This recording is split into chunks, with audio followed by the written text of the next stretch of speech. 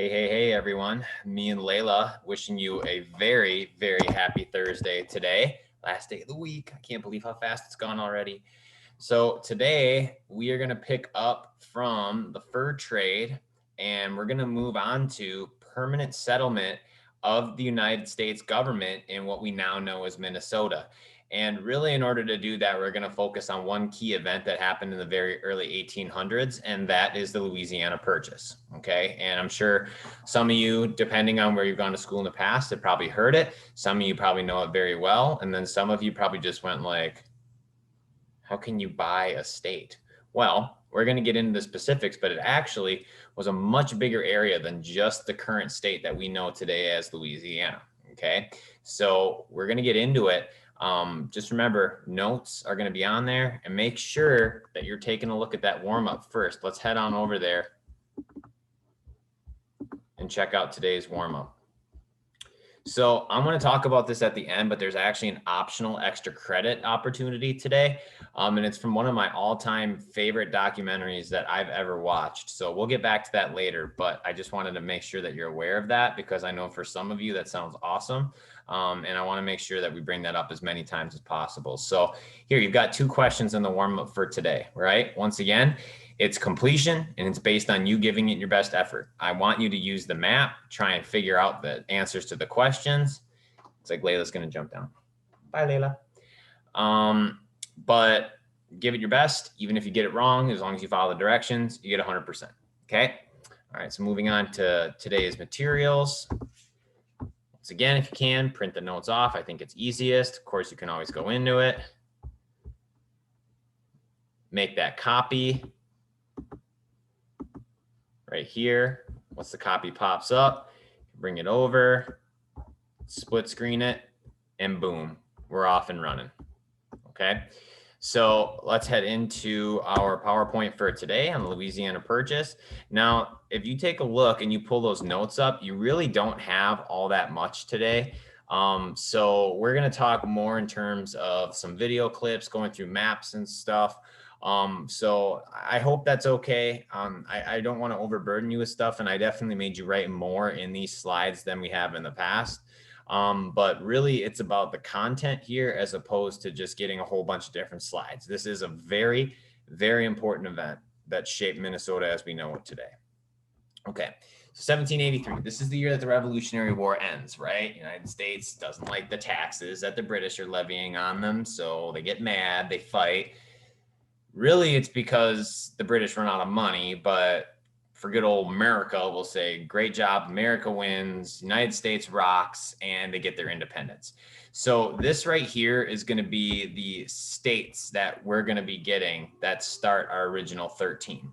Now, as we go along, we also get this territory that isn't organized into states just yet. Well, as I can see up in this northwest corner, I see part of what we know as Minnesota today. And I see all of my home state, and it's a very weird, wispy, turvy line that goes almost all the way down to this spot right here. And I'm guessing you've probably picked it out, considering that the boundary water starts, where's my cursor? There it is. Boundary water starts right here. It's basically the Mississippi River, right? But there is one catch, is that as you can see down here, it doesn't extend to where the Mississippi River goes out into the Gulf of Mexico. That's a problem.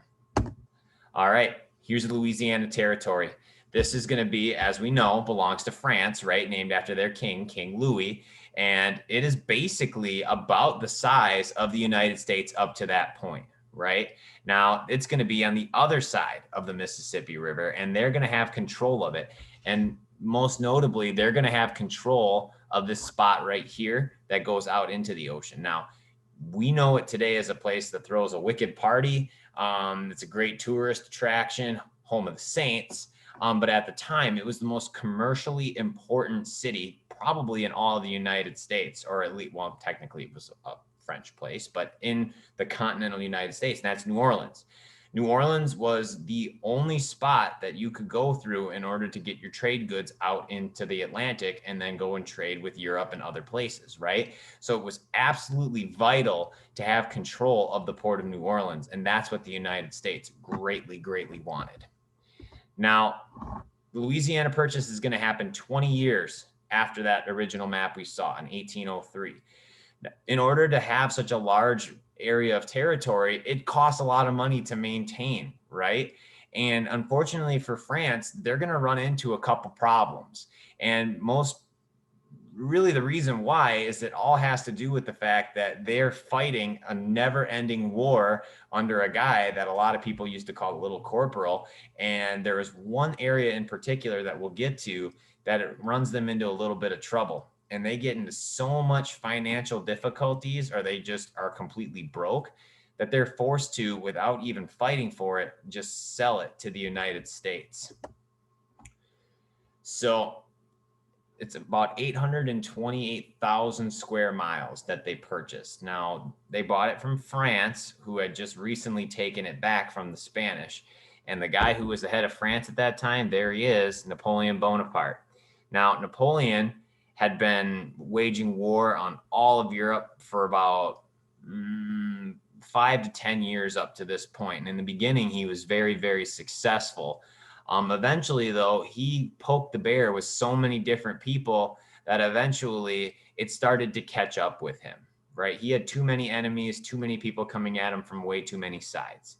Now, eventually, he is going to take it back from the Spanish because originally the Spanish really wanted it because they had a whole bunch of silver and gold mines down in Mexico that they wanted to protect. Had nothing to do with the land actually being of any use to them. They just wanted to protect their silver and gold mines because that made them a lot of money. Now, eventually, Napoleon starts to have some early success. He takes it back, thinks, hey, who knows? Even if I can somehow be successful here, I might even be able to take over the rest of the United States for France and head back out towards the Atlantic Ocean. He had a lot of grand plans. There's only one problem. He had another colony that was really getting upset with him and started fighting back. And this is the colony of what we know now today as Haiti. Haiti fought back. Their sugar plantations created most of the sugar in the entire world. And their main leaders in Haiti had enough. The average life expectancy of a Haitian slave was 24 years old. So I'd have been dead for 3 years already. It was a horrible place. The people were treated just terribly. And it was so dangerous that eventually they decided enough was enough. Now, Napoleon keeps thinking that because it's a small slave society that he can put down this huge rebellion. The problem is that no matter how many times that he appears to do it, they just will not give up. And it makes perfect sense, right? If you're put in a position where you're in life or death, you're not going to give up until you either die or achieve your goal. And eventually Napoleon is going to be fighting here for like 12 years. And it completely bankrupts him. And then in the meantime, they're not getting that money from those sugar plantations. So now France is stuck. They're fighting so many different conflicts all over the world, and they can't even pay their soldiers. So they decide, well, Louisiana is the most quote unquote worthless territory that they had at the time. So they thought, well, maybe the United States will want to buy it so that they can expand. President Thomas Jefferson takes a gamble, thinks that maybe it's going to pay off, even though he was very, very, very upset and torn as to whether or not he had the power to do it. But $15 million later for 828 square miles of land, or 828,000, sorry, Louisiana becomes part of the United States. Fun fact, it's like 3 cents an acre, which is like about the average yard, I would say, if you own a home around here, about an acre. So that would be 3 or 4 cents for the entire yard that you now own. If you did that with inflation today, that would still be like a couple $1,000s, but that's insane. Like, it was unbelievable, the deal that Thomas Jefferson got on this land. And if just in case you're curious, this was the crop that was really causing all the problems in Haiti, but also producing a lot of money for France that they no longer were getting. If you've never seen it before, this is sugarcane being grown on a plantation. You can tell it's on a plantation because of how organized it is, set up in a row like that. If it was growing in nature, it wouldn't grow like that, right? It would grow wild amongst other plants. Okay, so territory that they're going to purchase is going to be all of Arkansas, Iowa, Missouri, Kansas, Oklahoma, Nebraska, part of Minnesota, right, on the other half of the Mississippi anyway. Louisiana, west of the Mississippi, New Orleans, which is obviously the #1 thing that they wanted through the whole purchase. And then you're going to get northeastern New Mexico, South Dakota, northern Texas even. That's how big this area was. And then parts of Wyoming, Montana, and Colorado. And even there were some spots that ended up being like in actual Canada that we didn't keep. Okay. Now, just really quickly, there's one other thing that was really important around this time, and it was the invention and really just all around use of the steamboat on the Mississippi River.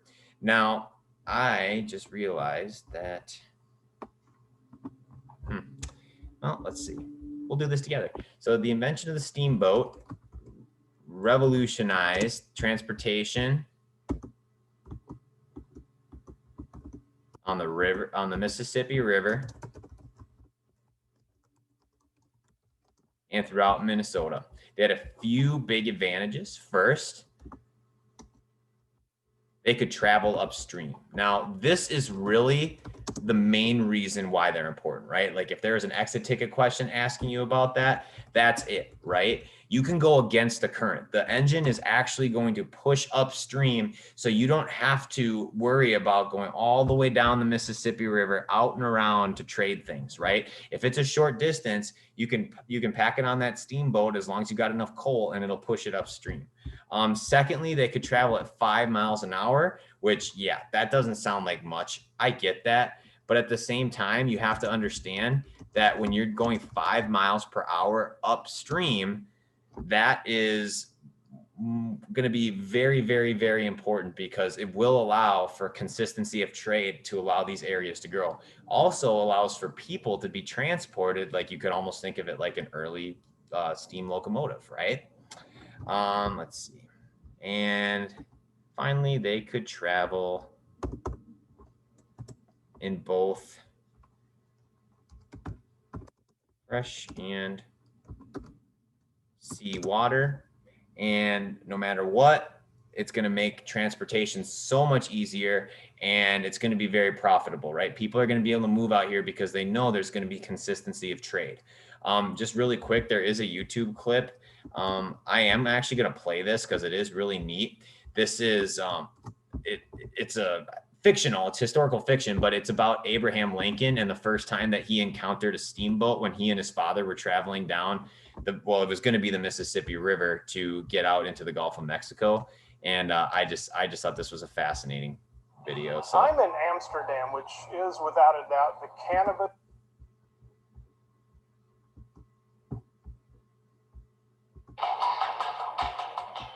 The West is open for business, but key to the transformation of the region is a river 2,000 miles in length, fed by rainfall from 31 states.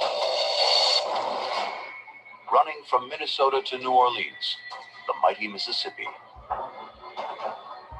It's a lifeline, connecting the West to the outside world. If roads exist, they're muddy tracks. This is the only trade artery, the interstate, that allows the pioneers and settlers to sell the produce they've sweated over. A huge amount of goods are shipped out, but they're shipped out in this most nickel and dime way. A farmer will build a flatboat, fill it up with hogs, sassafras root, ginseng root, tobacco, whatever it is you grow, put it on the flatboat, use the power of the Mississippi to drift you down to sell. So in other words, you're using the current to take you, right? Of course, you're going to have the paddles, as you see young Abe Lincoln and his father have when they're going on these rafts. But you're completely at the mercy of how the water flows, and that's going to make it the longest route possible. Not to mention, if you're on one of those flatboats like that, I mean, just imagine if for whatever reason you hit a rough patch of the river and your boat tipped. That's everything. You could have traveled hundreds of miles and all of a sudden just completely for nothing. Definitely not the most efficient way to do it. So Abe's going to come across something that I think scared him at first, but it's definitely going to be the wave of the future for transportation. Sell them along the riverbank. Age 19, Abraham Lincoln makes his first trip down the Mississippi, poling his simple raft. The current is too strong to return upstream. The primitive flatboats are simply sold as lumber in New Orleans.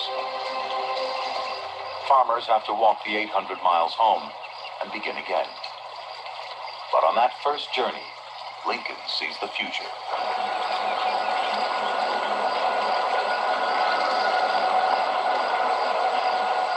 A new invention which will transform the Mississippi, the Midwest, and America.